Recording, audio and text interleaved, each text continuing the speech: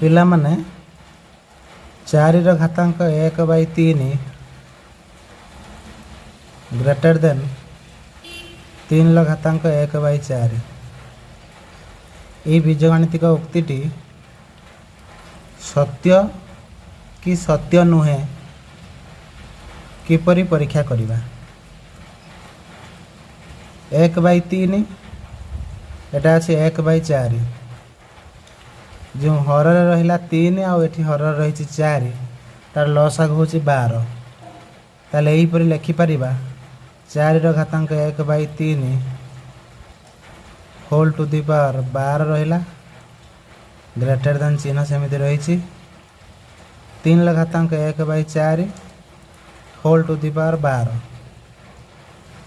वर्तमान घातांकर घातांक a to the power x to the power y एटा कौन हो ना a to the power x into y ये गुणन हो 4 घातांक रहा 1/3 गुणन 12 ग्रेटर देन 3 घातांक 1/4 गुणन 12 दैट इम्प्लाइज 4 घातांक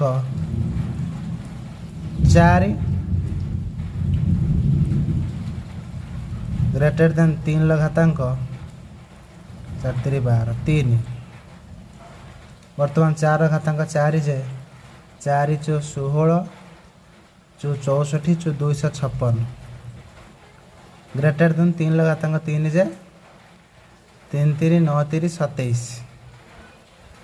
ताहले आम जानीसे 256 टा 27 ठारू बड़ जेहेतु 256 टा 27 ठारू बड़ तेणु मूल उक्ति जोटा कि 4 घातांक 1/3 निश्चय बड़ का ठारू ना 3 घातांक 1/4 ठारू।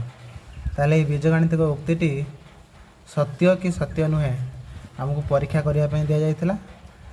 आमे शेष को आम जुक्ति उपस्थापन कले और जानिले जे हाँ ये बीजगणितिक उक्ति सत्य।